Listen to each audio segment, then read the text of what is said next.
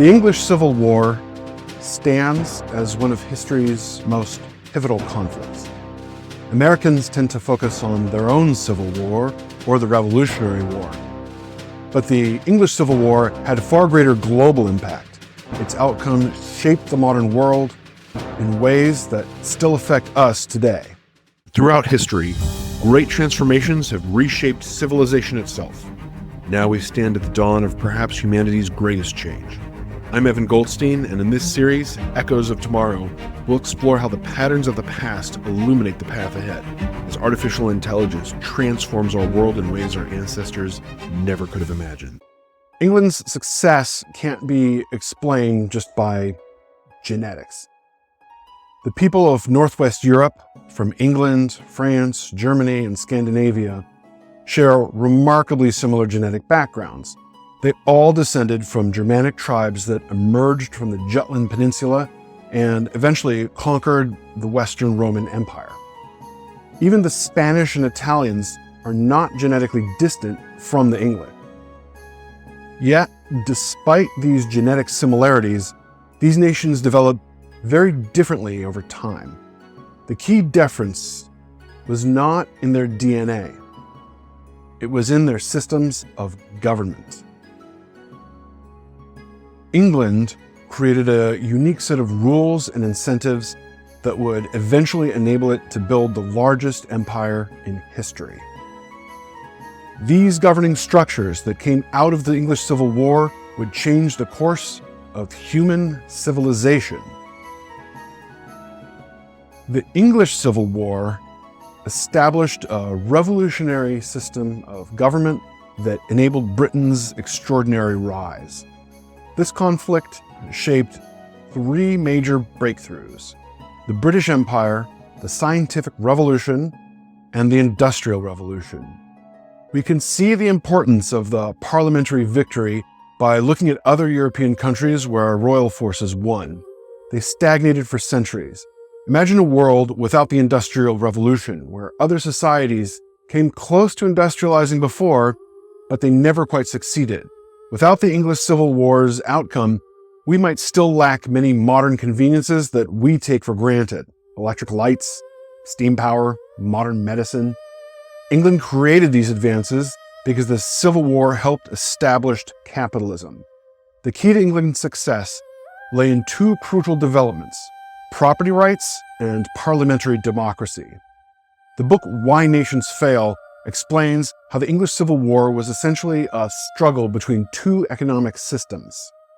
On the one hand, you had mercantilism, and on the other side, you had capitalism. While similar tensions existed across Europe, only in England did the capitalist forces win decisively. The victorious Parliament broke up royal monopolies, limited the king's power, and protected property rights. And it created a patent system. These changes set the stage for unprecedented innovation that we still feel today. England's transformation had a domino effect across Europe. Think of France, a larger, wealthier country with similar levels of development at the time. Yet France took an extra century to industrialize because it lacked England's new cultural technologies. The Dutch, despite their innovations, couldn't have launched the Industrial Revolution alone. They were just too small and too vulnerable to pressure from absolutist neighbors like France. England's support was crucial for protecting Dutch independence and preventing French domination. The focus here is on the link between the English Civil War and the rise of capitalism, specifically through the establishment of property rights and parliamentary democracy. This is directly relevant to the current debate surrounding AI. Artificial intelligence technologies like data analysis and algorithms are becoming increasingly valuable forms of property, intellectual property. How we define ownership and access to these resources will have major implications for innovation and for economic growth. Furthermore, this episode's comparison of England and France highlights the importance of adaptive governance in fostering technological advancement. As AI disrupts industries and markets, will our current systems prove flexible enough to adapt?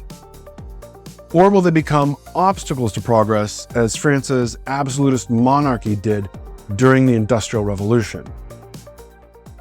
Now, religion played a central role in the English Civil War, one that modern people can struggle to understand. To grasp the importance, imagine how seriously people today take political issues. That's how seriously people in 17th century England took religion. The Western religions had strong Catholic influences, while Puritan religious fervor dominated in other areas. Religion gave people clear direction in life during this period. While modern society focuses on material concerns and resource distribution through politics, their society centered on idealistic religious beliefs on how to live. Religion wasn't just about faith, it shaped their entire worldview and their daily decisions. Religion often served as a surface-level representation of much deeper divisions. Just as modern political issues like abortion or immigration often symbolize broader cultural values, religious differences in the Civil War reflected underlying social and economic tensions. The merchant class aligned with specific religious factions. This is even though their economic concerns weren't always at the forefront of public debate. Now, this pattern continues today. Groups often rally around symbolic issues that represent their broader interests and values. Take abortion debates. These are framed in religious or political terms, but they really reflect a fundamental disagreement about human life and society. Both sides blend religious and secular arguments to defend their positions, just as Civil War factions did. These religious divisions shaped battle lines during the war. Western England leaned Catholic, while Puritan strongholds emerged elsewhere. These religious differences added fuel to the economic and political tensions that sparked the conflict. The way societies frame their core values and debates often masks deeper underlying tensions. In 17th century England, religion was the language of these debates, but the underlying issues were often economic and social. Today, we see similar dynamics with artificial intelligence. Discussions about artificial intelligence often revolve around ethics or technological concerns, but they often reflect deeper anxieties about job security, economic inequality, and the changing nature of human work in the age of automation. The English Civil War pitted two opposing factions against each other: Parliament in the East versus the King in the West. The conflict wasn't straightforward. Power shifted between the sides multiple times, like a seesaw, though the exact sequence matters less than understanding this back-and-forth nature of the conflict. England's political system had medieval roots. The nobility had gradually gained power from the monarchy over the centuries, with the Magna Carta being a prime example. Every Western European nation originally had a parliament in the Middle Ages. But during the early modern period, most European kings used new military technology, especially gunpowder weapons, to crush parliamentary power. Only England and the Netherlands successfully preserved their parliaments. While royal absolutism triumphed in France, Spain, and Germany, this makes the English Civil War's outcome particularly significant. Surprisingly, the early modern period actually increased royal authority and social conservatism. The Middle Ages, contrary to popular belief, had weaker central authority, more powerful parliaments, and a more relaxed social attitude. Ironically, the Puritan forces that supported Parliament and ended up creating a more socially conservative society established what amounted to a religious state with strict moral codes. This illustrates an important historical pattern. Progress isn't always linear. Sometimes movements for political freedom can lead to social restriction. The relationship between social freedom and authority has complex roots. Some anthropologists suggests that a society's treatment of social classes mirrors its treatment of gender relations. When authority becomes more centralized, it often leads to stricter control over both class and gender interactions. The struggle between centralized power and monarchy and distributed power, or the parliament, resonates strongly with modern-day concerns about artificial intelligence and its potential to concentrate power. Will AI be controlled by a few tech giants or governments? Or will we find a way to democratize its developments and its benefits? This episode highlights the complex relationship between political freedom and social control. Just as the Puritans, despite fighting for parliamentary power, imposed strict moral codes, the rise of AI could lead to increased surveillance and to increased social control, even in ostensibly or officially democratic societies. The execution of Charles I, a momentous event that shook the foundations of English society, marked not the end of the conflict, but rather the beginning of a new chapter in the ongoing struggle for power. The nation was steeply divided among political and religious lines, and it plunged into a bloody civil war. A conflict that would test the very limits of its endurance. The war's initial stages were marked by a series of strategic maneuvers and decisive battles. King Charles I, leading the royalist forces, faced off against the parliamentarian army, which was led by military figures like Oliver Cromwell. The Battle of Edge Hill in 1642 was the first major clash, and it ended inconclusively, but it set the stage for the escalating conflict. Subsequent battles, like the Battle of Marston Moor in 1644 and the Battle of Naseby in 1645, witnessed the parliamentarians gaining a decisive advantage, thanks in part to superior tactics of the new model army that they'd built. The war's momentum continued to shift, with the parliamentarians capturing key cities and strongholds. The royalists, however, remained a formidable force, and the conflict dragged on. The execution of Charles I in 1649 marked a turning point, leading to the establishment of the Commonwealth of England. But the war's end was far from sight. The parliamentarians, now under the leadership of Oliver Cromwell, faced new challenges, including uprisings in Scotland and in Ireland. The war finally concluded in the late 1650s with the parliamentarians victorious. The consequences were profound. The monarchy was abolished. It was replaced by the protectorate under Oliver Cromwell. The war's impact extended beyond the political landscape, leaving deep social and economic scars. The conflict had tested the very fabric of English society, raising questions about the nature of power, the role of religion, and the meaning of what is individual liberty. The relationship between social structures and morality moves in predictable cycles. During Shakespeare's time, England enjoyed wealth and social permissiveness, and this is reflected in his works, with sexual references and sort of rowdy humor. But England entered now into a crisis called the secular cycle, which is similar to what the Western world is facing today. These cycles emerge when population growth leads to cheaper labor. This causes wages to fall and inequality to rise. As poverty increases, political divisions deepen, often leading to religious extremism, and this eventually sparks major conflicts. The English-speaking world achieved something remarkable by escaping this cycle through the Industrial Revolution. Most societies throughout history remain trapped in these patterns. Only 3 other examples in history exist of societies temporarily avoiding these cycles. Rome managed it through Mediterranean conquest, Tsarist Russia through Siberian expansion, and England through industrialization and colonization. Typically, secular cycles produce 2 political crises about 70 years apart, as we've seen in the Russian Revolution with the Soviet collapse, followed by the fall of communism 70 years later, and the Roman Civil War and the 100 Years' War.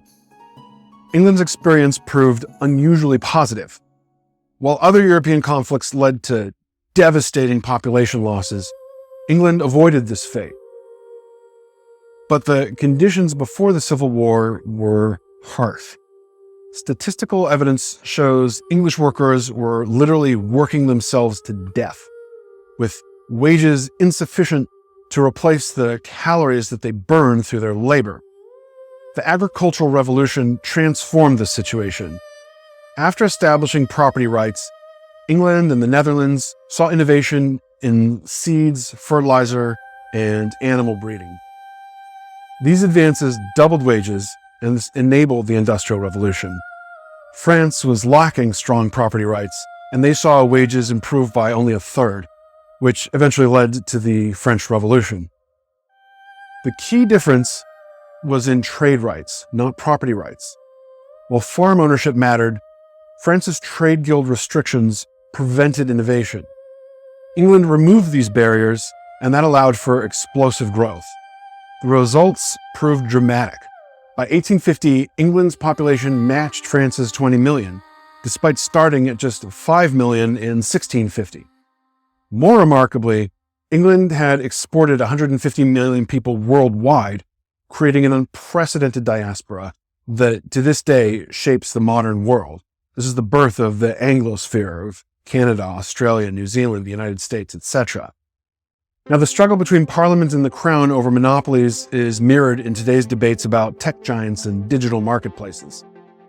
Just as Charles I granted exclusive rights to his supporters for basic goods like shoes and textiles, modern technology companies control vital digital infrastructure. The East-West divide of the 17th century England parallels the split between traditional industry and digital innovation hubs. Parliamentary reformers sought to break royal monopolies and to establish property rights. Similarly, modern regulators and entrepreneurs push digital rights and open markets against established tech platforms. At its core, the conflict centered on royal monopolies and Parliament's role in taxation. The king tried to avoid Parliament, but the divide was between the monopolist West and the capitalist East of England. This economic divide aligned with religious differences, although most English people, about 90% of English people, were Protestant. Religious divisions were crucial. Most English people were Anglicans, and they followed a form of Protestantism created by Henry VIII that retained some Catholic elements.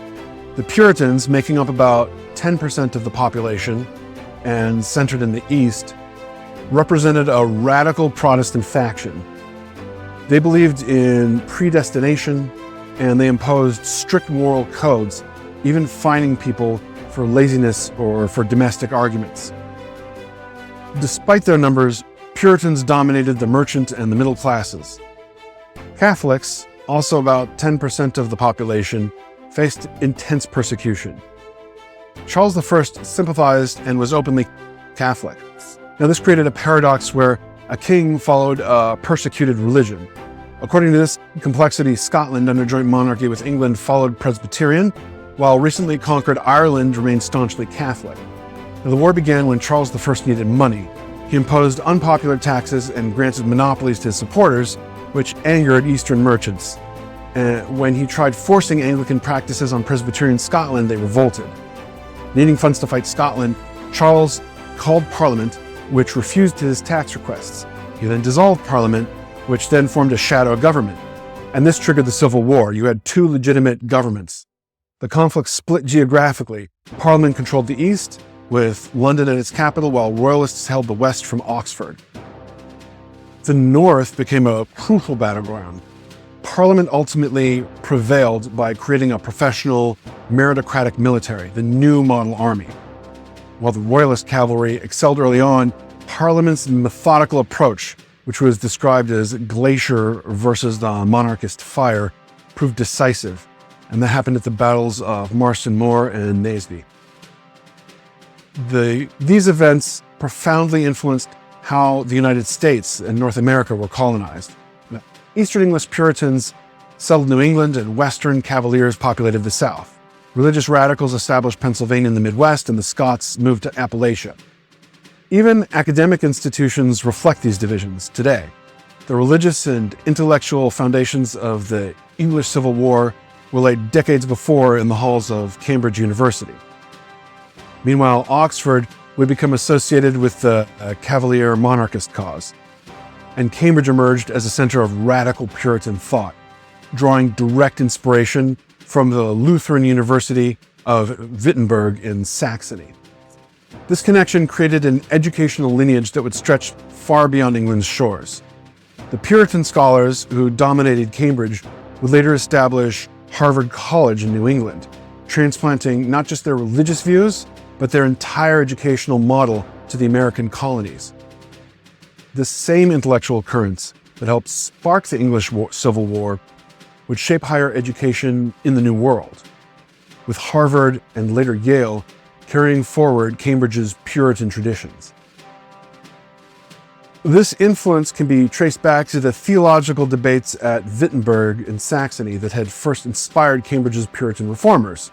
You can even see this Puritan movement moving forward in American history coming out of New England. Not just to the Salem witch trials, but even today with cancel culture. The idea that when someone has a different attitude or a different approach to a topic, this renders them spiritually impure, and the only way to deal with this is to completely excise them from modern society. The death of Oliver Cromwell in 1658 left a power vacuum in England. His son Richard inherited the title of Lord Protector, but lacked the political acumen and support to maintain control. George Monk, who was a general and a key figure in the New Model Army, seized the opportunity to restore Parliament and to initiate the return of the monarchy. In 1660, Charles II, the exile son of the beheaded Charles I, was invited back to England. And this marked the restoration of the monarchy. Charles II is known for his shrewdness and his political pragmatism, and he navigated the complexities of a nation scarred by civil war and by religious strife. He sought to heal the divisions and consolidate royal authority while cautiously managing the parliament. The succession of James II, a Catholic, to the throne in 1685 reignited religious tensions. James's attempts to promote Catholicism and to assert greater royal control led to growing opposition, and this culminated in the Glorious Revolution of 1688. Parliament was fearing a Catholic dynasty, so they invited William of Orange, a Protestant, and James, his nephew, to invade England. James was facing widespread desertion and William's advancing forces, and they fled the country. William and his wife Mary, James's daughter, were crowned as joint monarchs in 1689. The Glorious Revolution marked a turning point in English history, and it established a constitutional monarchy where Parliament's power was significantly enhanced. The Bill of Rights was passed in 1689, and it further limited the monarch's authority and guaranteed certain rights and freedoms to the people. Charles II was outwardly focused on pleasure and parties, but he proved a shrewd ruler. The culture of royal parties served as a strategic benefit to him. It helped him heal the religious divisions by bringing nobility together in seemingly frivolous settings. English showed remarkable civility throughout all of these conflicts. Even during the Civil War's most violent moments, they maintained a degree of restraint. They even famously expressed remorse when they executed their king. This political maturity helped create a stable system that lasted for centuries. The Industrial Revolution that followed the English Civil War transformed human productivity through mechanical power. Today's AI revolution promises similar fundamental changes to human capability. Like the 17th century battle between Parliament and Crown, we see tension between centralized and distributed control of AI development. The Puritan emphasis on predestination finds an echo in modern debates about AI determinism and human agency. Just as the Civil War's outcome determined who would control which mechanisms of industrial production, today's political and economic struggles may determine who shapes the future of artificial intelligence. The parliamentary victory established property rights and patents that enabled industrial innovation. Today's debates about AI ownership and regulation and access could similarly shape whether AI development follows a centralized or a distributed path. The English Civil War teaches us that seemingly abstract political conflicts can determine the practical course of technological revolution.